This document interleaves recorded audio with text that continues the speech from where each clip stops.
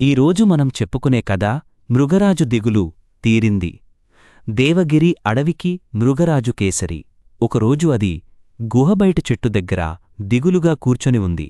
అప్పుడే అక్కడికి మంత్రి కుందేలు వచ్చింది. కేసరి దిగులుగా ఉండటం చూసి, మృగరాజా, ఎందుకు అలా దిగులుగా ఉన్నారు? ఏం జరిగింది అని అడిగింది. ఏం చెప్పను మంత్రివర్యా, అడవిలో అందరూ నా మాట వింటారు, కాని నా బిడ్డ మాత్రం అస్సలు వినడంలేదు. ఎంత చెప్పినా సమయానికి నిద్రలేవదు, ఆహార సేకరణకు వెళ్లదు. తెచ్చిపెడితేనే తింటుంది, లేకపోతే అలాగే ఉండిపోతుంది. అలా సోమరిగా జీవించడం సరికాదని చెబితే అర్థం చేసుకోదు. నేను ఎంత బుజ్జగించి చెప్పినా దాని అలవాట్లు మార్చుకోవడంలేదు. పులి బిడ్డను చూసి వేగంగా నిద్రలేవడం నేర్చుకో అని చెబితే దానికి నిద్రపట్టడం లేదు కాబట్టి ముందుగానే లేస్తుంది అని అంటుంది. తల్లిమాట విని క్రమశిక్షణగా ఉంటున్న జింకపిల్లను చూసి పద్ధతులు నేర్చుకొమ్మంటే ఆ జింకపిల్లకు అల్లరి చేయడం చేతకాదు కాబోలు అని ఎగతాళిగా మాట్లాడుతుందని తన బాధను చెప్పింది మృగరాజు. ఈ మాటలన్నీ విన్న మంత్రి, మృగరాజా, ఇంకా చిన్న వయసే కదా, నెమ్మదిగా అన్నీ తెలుసుకుంటుందిలే, మీరు బాధపడవద్దు అని చెప్పింది. కాని కేసరి దాని బిడ్డ ప్రవర్తన వల్ల చాలా దిగులు పడుతోంది. పరిపాలనపై అస్సలు దృష్టి పెట్టలేకపోతోంది. అది గమనించిన కుందేలు ఒకరోజు మృగరాజు బిడ్డతో, బుల్లి మృగరాజా, మీరు ఎప్పుడూ గుహలోనే ఉంటే అడవి అందాలు మీకెలా తెలుస్తాయి? నాతో అలా బయటకు రండి, అడవంతా ఒకసారి సరదాగా తిరిగి వద్దాం అంది. పిల్ల సింహానికి బయటికి వెళ్లడం ఇష్టం లేకపోయినా మంత్రి పిలిచిందని దానితో పాటు బయలుదేరింది. కుందేలు పిల్ల సింహాన్ని అడవిలో చాలా చోట్లకు తీసుకెళ్ళింది. దారిలో వింతలు విశేషాలు ఎన్నో వివరించింది. అలా చెబుతూనే, నిన్న ఉదయం మీ నాన్న దగ్గరకు పెద్దపులి వచ్చింది. తన బిడ్డ గురించి చాలా గొప్పలు చెప్పింది.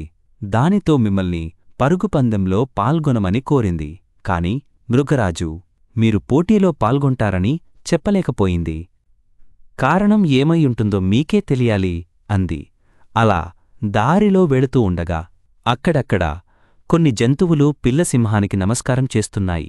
ఈ గౌరవం కేవలం మీరు మృగరాజు బిడ్డ అవ్వడం వల్లే దక్కుతుంది. మరి ఆ గౌరవం కలకాలం కాపాడుకోవాలంటే మీకు మీరుగా సొంత గుర్తింపు తెచ్చుకోవాలి. పెద్దపులి మీ నాన్నతో చేసిన సవాలు మీరు స్వీకరించగలరా అంది కుందేలు. ఆ మాటతో పిల్లసింహం ఆలోచనలో పడింది. ఇన్ని రోజులు నాన్న ఎంత చెప్పినా వినకుండా బద్ధకంగా ఉన్నాను. ఎలాంటి క్రమశిక్షణ లేకుండా ఇష్టం వచ్చినట్లుగా ప్రవర్తించాను. అందుకే నాన్న పులి అడిగిన ప్రశ్నకు సమాధానం చెప్పలేక మౌనంగా ఉండిపోయి ఉంటారు. నాన్న బాధకు ఇప్పుడు నేనే కారణం అని మనసులోనే బాధపడిపోసాగింది. అప్పటికే సాయంత్రమైంది. మంత్రి, పిల్లసింహం తిరిగి గుహకి చేరుకున్నాయి. కుందేలు మాటలు చాలా బాగా పనిచేశాయి. పిల్లసింహంలో మెల్లగా మార్పు మొదలైంది. ఉదయమే నిద్రలేవడం, అడవికి వెళ్లి ఆహార సేకరణ చేయడం మొదలుపెట్టింది. ఆ మార్పును చూసి మృగరాజుకు చాలా సంతోషం కలిగింది. కొన్ని రోజులకి పిల్లసింహం మృగరాజు దగ్గరకు వెళ్ళి, పులి నీ దగ్గరకు వచ్చి తన బిడ్డతో పరుగుపందెంలో నన్ను పాల్గొనమని అడిగిందట కదనాన్నా, ఇప్పుడు నేను పోటీకి సిద్ధం, ఏర్పాటు చెయ్యమని చెప్పు అంది. ఆశ్చర్యపోయిన మృగరాజు, ఈ విషయం నీకెలా తెలిసింది అని అడిగింది. మన మంత్రి కుందేలు చెప్పింది బదులిచ్చింది పిల్లసింహం. అప్పుడు మృగరాజు పెద్దపులిని పిలిచి, నువ్వు అడిగినట్లుగానే మన బిడ్డలకు పరుగుపందెం పెడదాం అంది. దానికి పులి కూడా సరేనంది. 2 రోజుల తరువాత రెండింటికీ పోటీ నిర్వహించింది మృగరాజు.